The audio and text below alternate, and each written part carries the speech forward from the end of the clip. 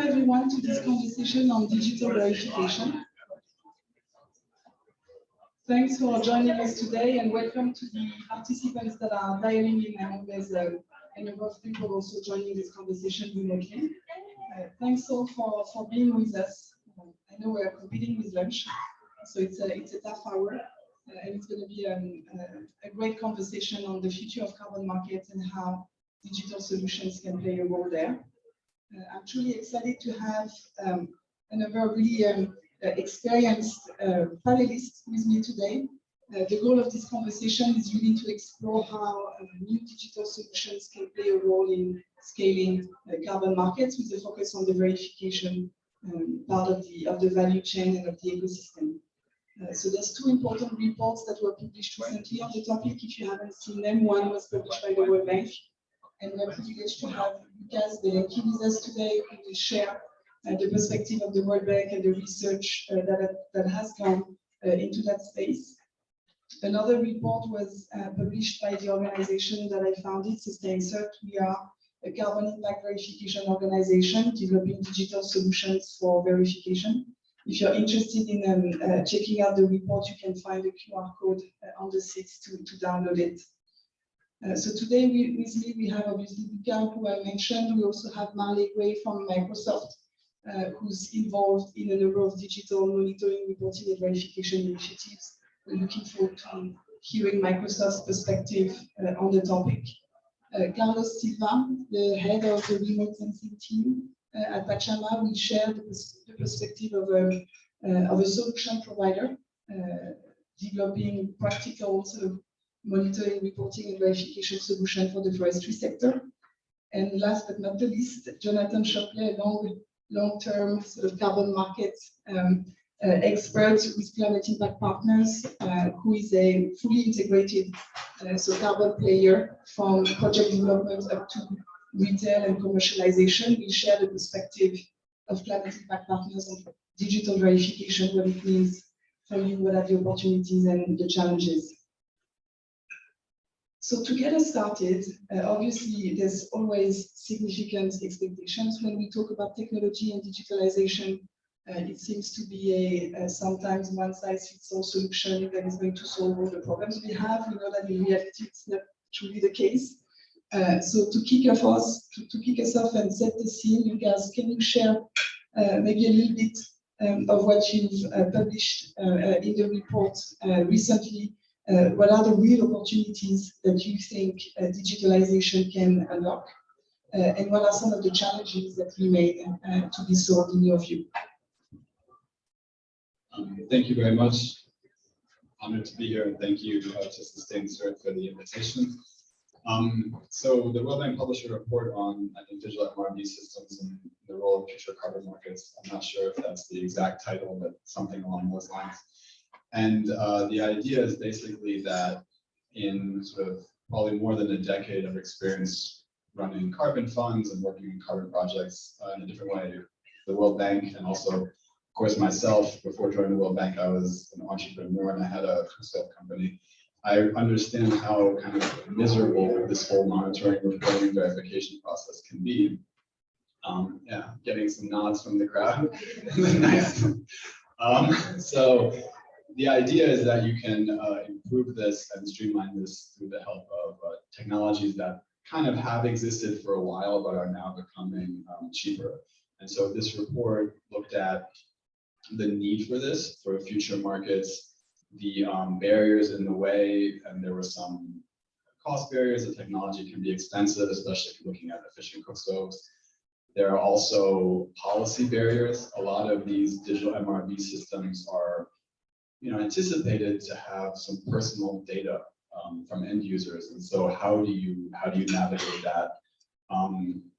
But I think despite the barriers, they can be overcome. And just a quick anecdote: so I have spent a lot of time in rural Uganda and Ethiopia verifying, supporting the verification of projects.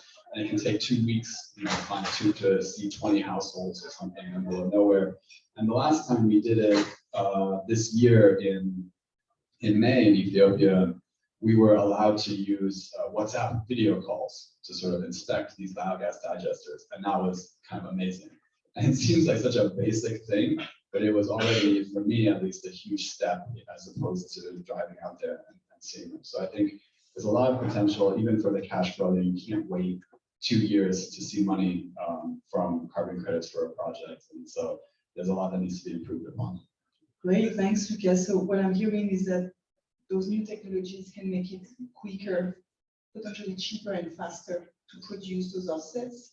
Do you think there's also a benefit in terms of quality? Can we raise the bar from a quality and integrity perspective as well? I think from an integrity perspective, for sure. Quality, well, I think I'm getting too stuck on the definition of that word, but would in my mind remain the same. But there'll just be a lot more integrity. If every cook stove has a thermal sensor on it, you'll be a lot more sure that these cook stoves are being used versus doing the sample. So in that way, there'll be a lot of transparency and integrity. I don't want to get too far down the conversation, so I'll save that for later. Awesome, thanks for that, Lucas. Turning to you, Marley, Microsoft has been involved in a number of digital verification working group. So you have a view on how technology can transform the sector. What do you expect this is going to change for a company like Microsoft? What are the stakes and where do you see the opportunities? Wow, it's a pretty broad space for us. I mean, we, as a buyer of these types of products, we've really struggled with the quality issue around really understanding what the carbon offsets or the carbon credits that we're purchasing, and we've invested a lot to try to educate ourselves on that. And as a byproduct, we sort of came to the point and realized that the problem in the markets really comes down to the origination process, which is MRV, essentially this painful manual process that evolved over decades. And it was sort of an aha moment for us to look at that and say, well, we kind of know a little bit about this and we know how to build ecosystems, and what can we do and help help try to make this a less painful, more accurate, faster time to market, lower cost, across the board environment. And we've been investing in that for several years now. And it's taking a long time. It's very difficult. I thought I would be doing it for about 6 months, and here I am 3 years later, and I feel like I've made maybe 6 months of progress. I think there was a lot of head shaking in the room, so I see that. So what you're saying here, Marley, is that you saw that the problem would be faster to fix from a technology perspective than it actually is. Is that correct? And so why is that so hard then? Can you share maybe some of the learnings that you've gathered over the last 3 years? Yeah, sort of almost the trickle down effect. So a lot of what we call them quality standards, the methodologies that are out there, they weren't designed to be digital, right? And they're designed to be manually driven, site surveys, PDFs around. We went looking for data, and it was just, transparency was horrible. And it wasn't because people were trying to hide things. It was just because it wasn't designed in that way. And so we thought that was a big opportunity to sort of, the reason we felt it was hard is it wasn't a single place you could go and focus. But I think the thing that sort of inspired us, and come back to SustainCert, was the model we saw that SustainCert had broken out, where you break verification away from the issuance and the governing of the standards away and sort of scale it. And that motion was sort of also an inspiration for us to sort of think about how you could divide this work up and scale the markets that way. But that's a long-term, multi-year effort for everybody. Great, thanks, Marlene. I'll come back to you later. It'd be great to understand what role Microsoft would like to play in this ecosystem. But before we go there, I'd like to get a few words from you, Carlos. So you're with Pachama, leading the remote sensing team. So digitalization can take a number of different forms. So it'd be great to have a little bit more information on where Pachama sits in the digitalization value chain, and understand where you see sort of opportunities and challenges going forward.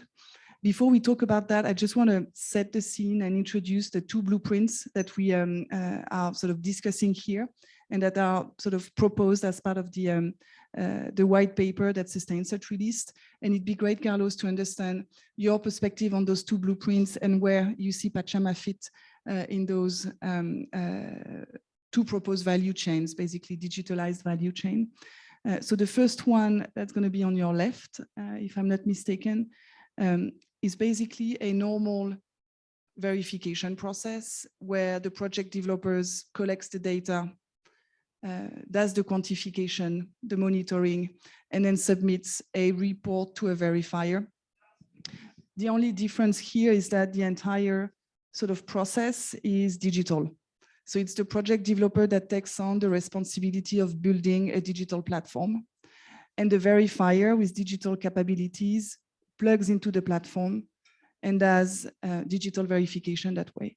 So very similar roles and responsibilities as in the current analog world, except that the project developer is equipped with digital capabilities.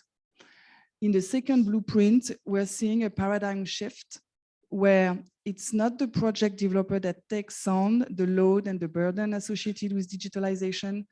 It's the verification platform that takes on the role of quantifying tons of CO2 equivalent, verifying those, and sending the signal to the registry to issue carbon offsets. So two very different models. From a Sustainset perspective, we don't have any sort of preference. We think the two models can work in different contexts and can be suited to different circumstances. And the conversation we'd like to have today is what are the implications of each of those two models? What does it mean from an ecosystem perspective, quality perspective, transparency perspective? What are the safeguards that we need to consider for those models to work properly?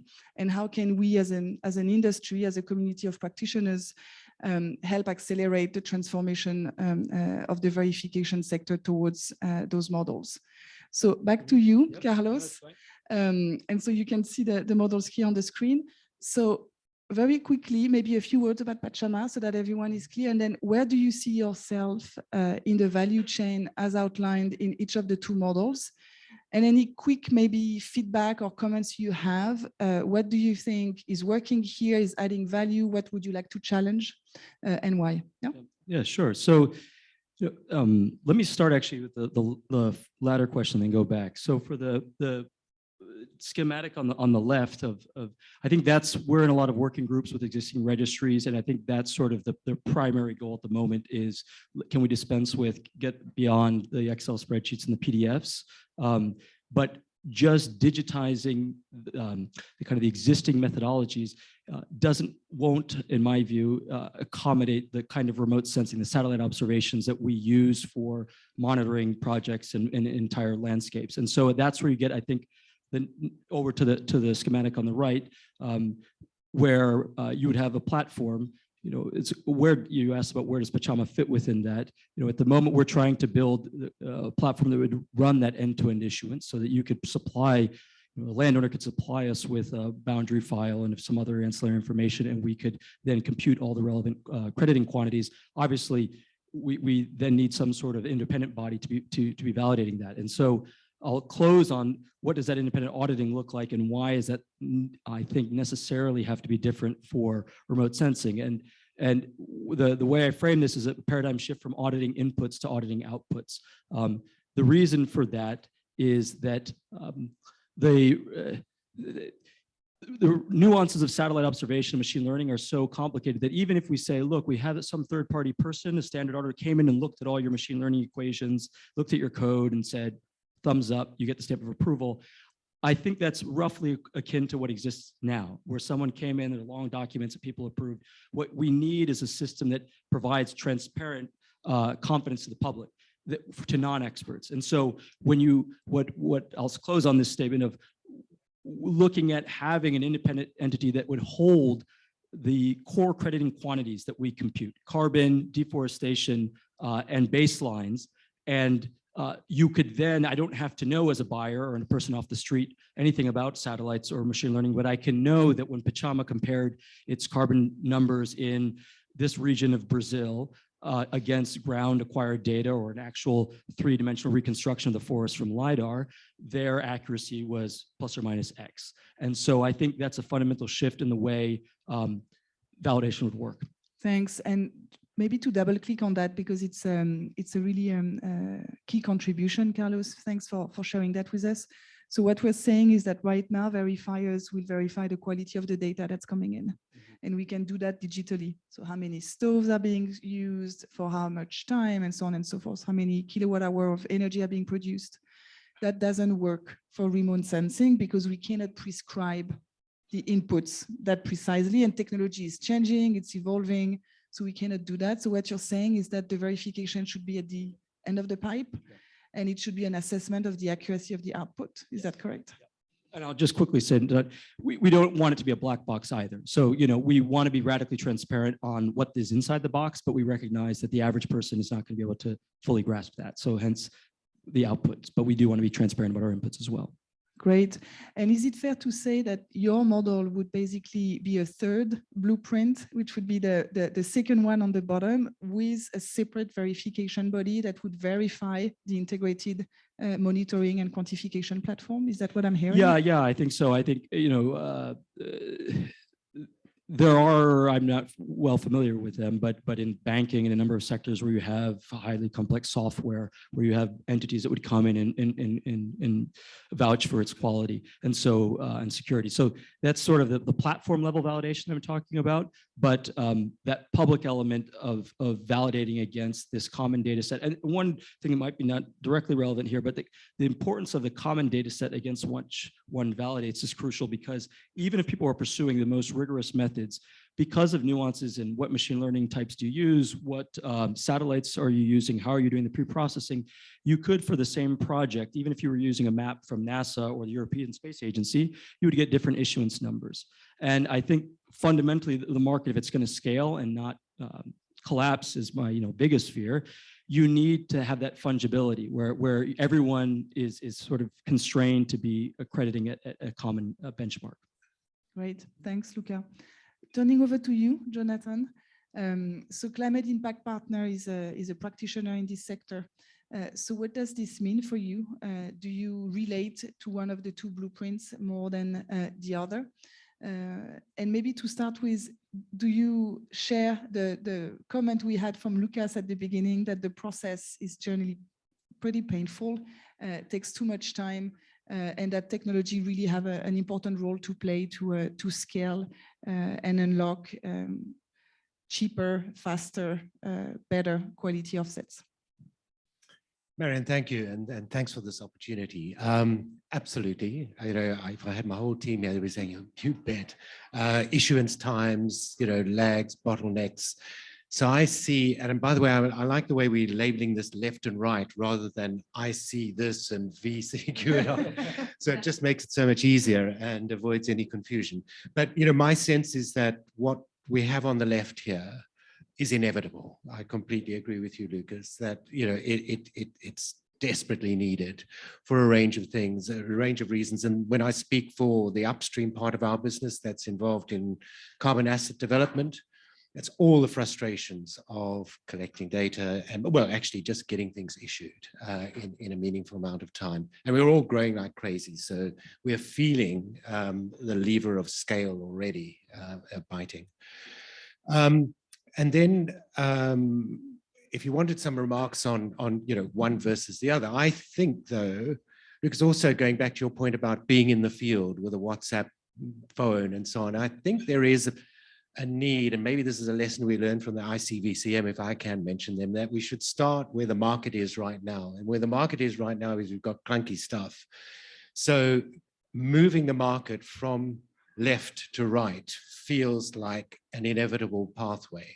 So I'm not saying one's better than the other one. In fact, I'm saying the one on the left is essential, the one on the right is much more for us about market formation around the whole structure. And what I mean by that is if we then get a concentration in certain platforms, will that create unintended consequences for project developers, smaller For us in the middle, playing our sort of intermediary role, wanting to have alternatives and wanting to have cost competition in the market and technology competition in the market. So I'm quite keen on the idea of seeing how that evolves and having a number of opportunities that then distill. And I mean, I take your point that we are looking for common methodologies, but we don't necessarily need to concentrate that all in a single platform. So I hope that sort of answered your question to start. It does, Jonathan. And so what I'm hearing is that you're concerned that we will end up in a situation where one or two players dominate a specific project type, and that will leave project developers and other actors in the ecosystem really hands-tied and unable really to benefit from high quality service at a competitive price. Mm-hmm. So that may stifle competition and create sort of significant barriers to entry. We're in a phase now where we need innovation and we need competition to sort of hone and shape the market. We need multiple access points for projects and others. And then there are a whole other range of things that I would love to see as this evolves. And that is less to do about the verification of the instruments and more to do about having access. So something you said, Carlos, about, this isn't going to be a black box, people can go in, but for us, for our downstream part of our business, they're saying, well, this is a fantastic opportunity to bring transparency to the market, to share updates on information. If we're doing remote sensing on an ongoing basis for verification, then we could extract data from that to share with clients. And there's a whole additional set of benefits that I think apply.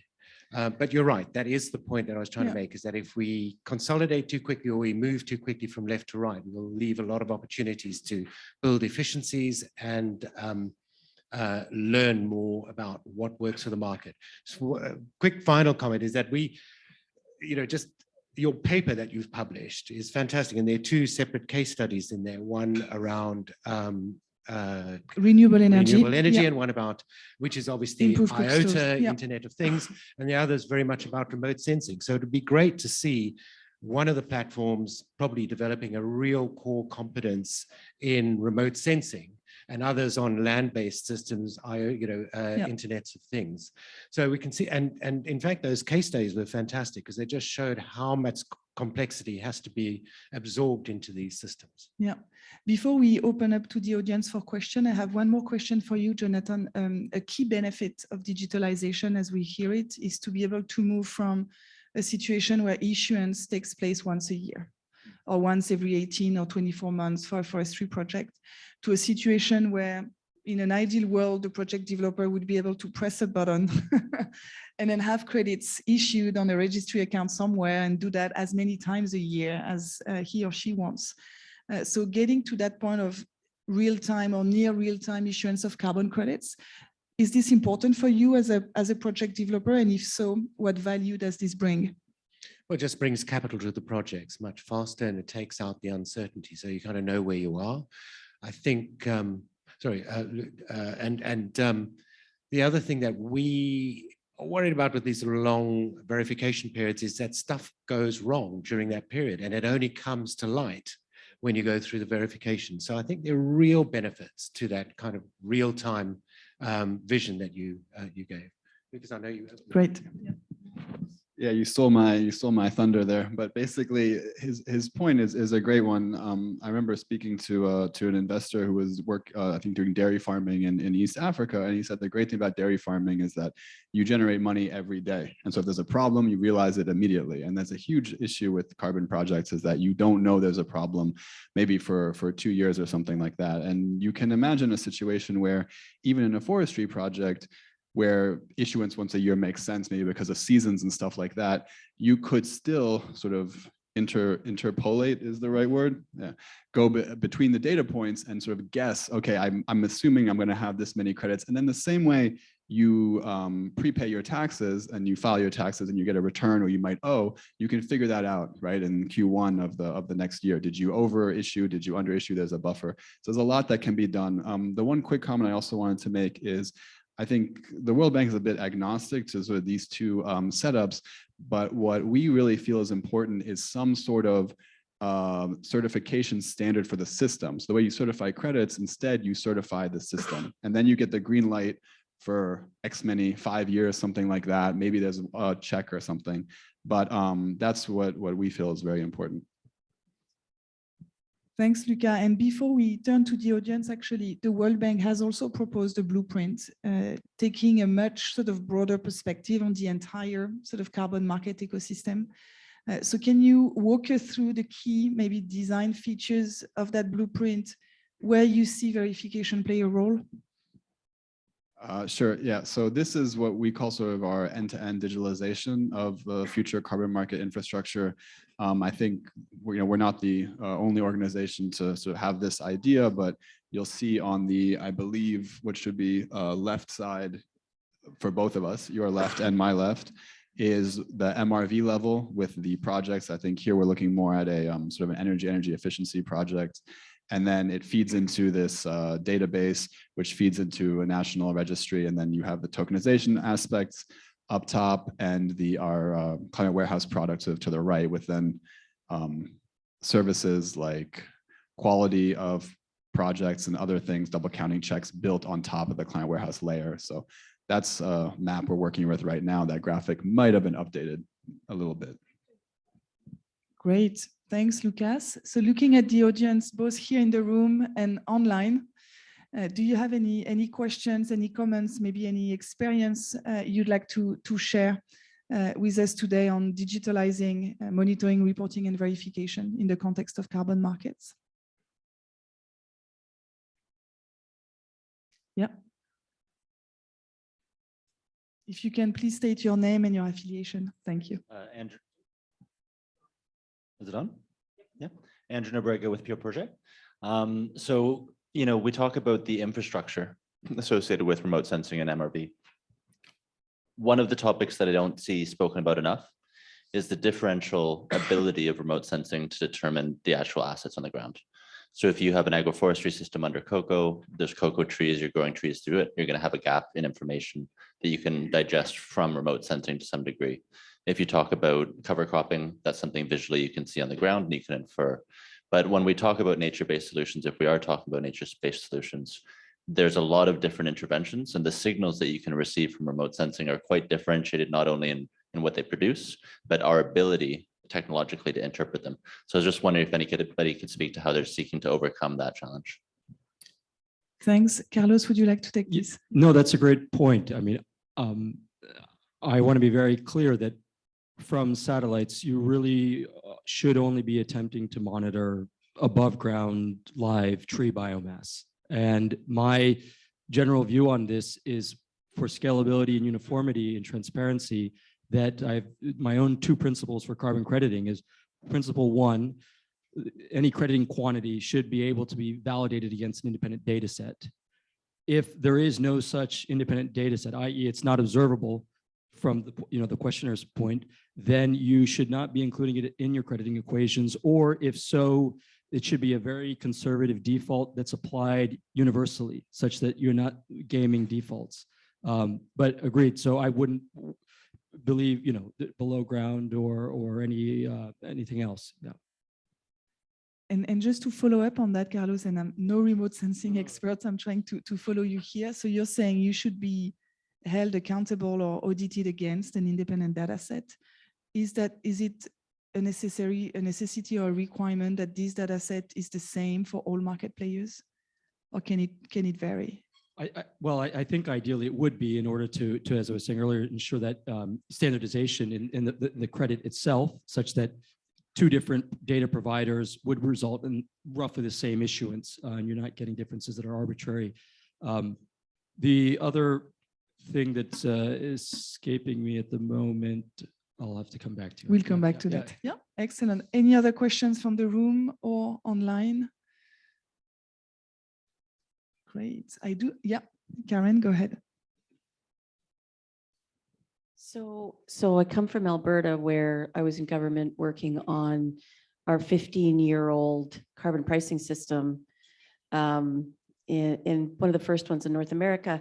And when we started the system in 2007, Dr. Christine Shu was with PricewaterhouseCoopers. She had the pin on ISO 14064 Part 3, internationally working through the ISO standards in the 2006 timeframe. She also drafted ISO 14065 with the collaboration of everybody in the room in ISO. And we didn't actually get a verification standard in Alberta until 2012.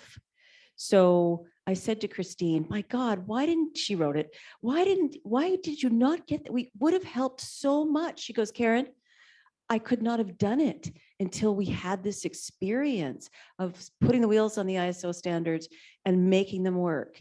So in the maturation process in Alberta over the time frame on offset projects, there is a maturation process that goes on in the left-hand side. The expectation is it will be digitized. It will not be Excel spreadsheets. It will be SQL or R or whatever programmed in the cloud. It will be secure. And where you have two mindsets of an engineer type of quantification versus an accountant type of quantification. The engineer likes to do the quantitative assessment, deep dives, redo the calculations, make sure it all conforms, right? Whereas accountants are more comfortable with controls based. And as the maturation proceeds, the project developers have learned that the more documentation they have about the controls leads to a much more streamlined verification process. If the auditor can come in and feel comfortable with all the documentation of how the platform works, then it gets much faster and much more streamlined. So there is maturation that goes on in time on the left-hand side as people mature through the process. It's not automatic issuance. It's not push a button and the credits are serialized, but there is a maturation process. Great. Thank you for the comment, Karen. And maybe a reaction from my side is that this maturation process needs to happen. And with some sort of technologies and project types like remote sensing will possibly take a little bit longer than with other project types like renewable energy or even cook stove are easier to digitalize. And so maybe a question back to the panelists is how do we embrace this maturation process, which means that rules will continue to evolve until we land on exactly how they should look like, whilst incentivizing action and rewarding early adopters and first movers. Maybe Jonathan, would you like to comment on that? Well, Marion, I think, some of my early comments really apply. If we meet the market where it is, and there are going to be different projects for different parts of the world that are going to be ready for different elements of that. And then my sense is that we're going to get organizations that will specialize or develop depth of understanding in certain segments of the carbon market.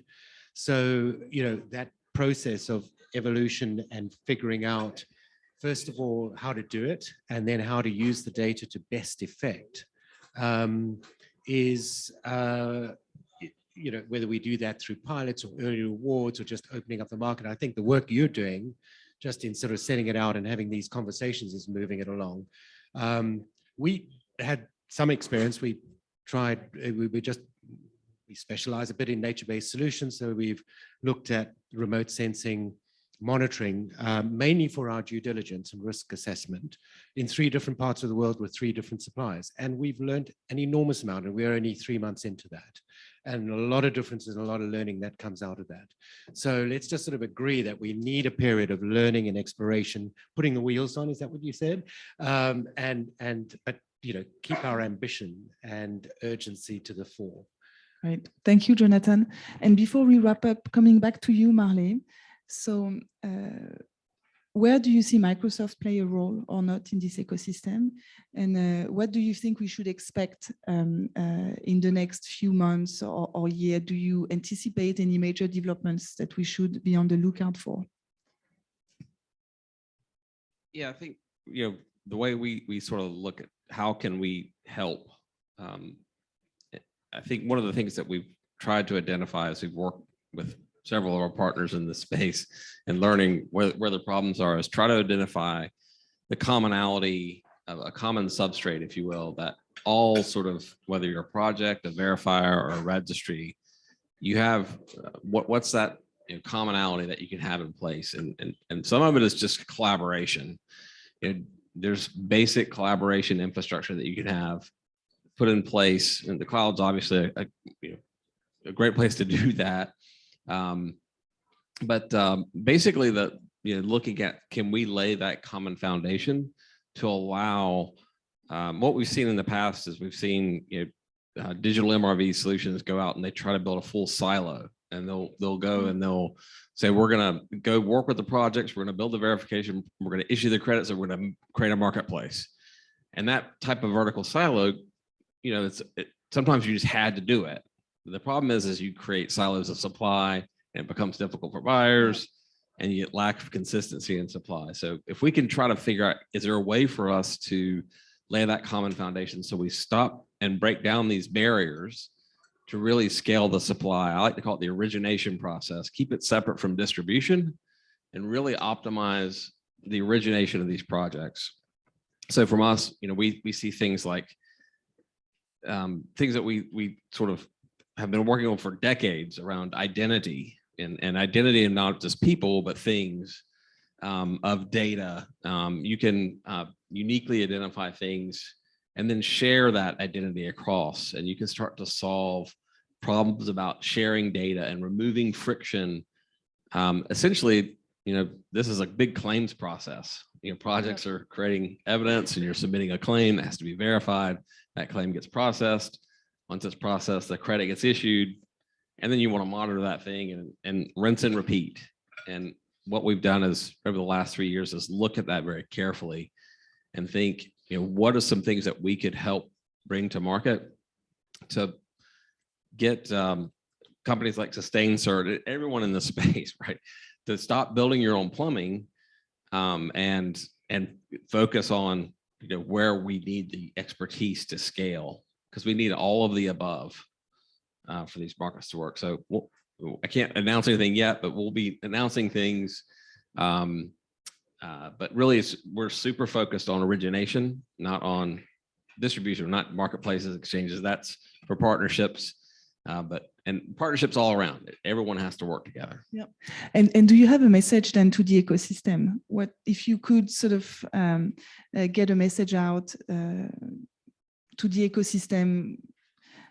So what do we need to do differently, or what do we need to do more of in order to accelerate uptake of digitalization in your view?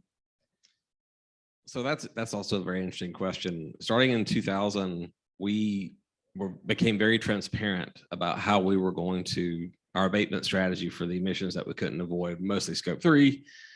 And each year we made the decision to go to removals and removals only, which turned out to be very difficult to do. So we issued RFPs, and then that RFP, everyone could see exactly what we were asking for and got all the responses. And then when we actually purchased, we transparently said, this is who we bought from, and this is why.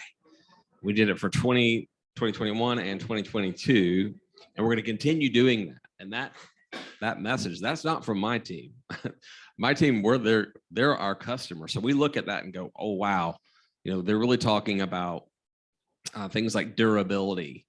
And what does it mean for durability? And we go look at the market, and they have this thing called permanence. And it's like, well, that really doesn't tell you what they're looking for.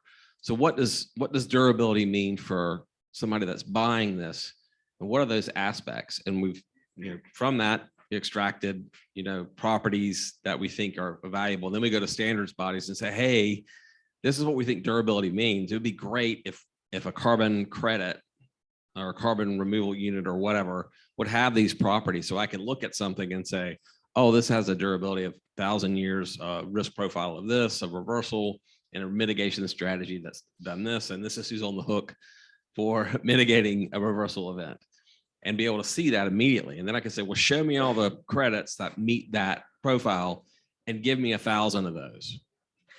And if I can do that, I can get out of the RFP business, which is not your core business, clearly. Great, awesome. Thanks for that, Marley. I think we have time for one more question. Yeah. Just what you just said is what Lucas built. That drilling down of that information, right? That drilling down that information that you just talked that through. helps with the distribution side. Yeah. We got to build the product so that you could do that first. Yeah, but that's what they're doing. You go from provenance. I mean, not to plug what you're doing, Lucas, but that's exactly the intent there, is to achieve what you've just asked for. Would you like to comment on that, Lucas? Well, I think that the World Bank, especially the unit, the climate change unit, is very guilty of this siloing phenomena. And it's just, I think, we developed, I know for one of the carbon funds, nature-based one, our own verification standard and methodology, just because it was too frustrating to work with outside ones, and that really shouldn't happen. And then when you have then all this siloing, you also have this everyone calling everything differently. Like you have this term durability that someone calls something else, and it's just like it's a mess, and it's frustrating for anyone entering the market also because they don't understand what's going on. And I think initiatives like the Climate Warehouse and other things, they should really bring that common taxonomy to the forefront. Yeah. Awesome. Great. So we'll take one question from our virtual audience and then we'll wrap up. Yeah. Okay, so what new skills will the verification bodies have to acquire in order to perform digital verification? I guess that's a question for me then. So I'll take it. I would say a number of new skills.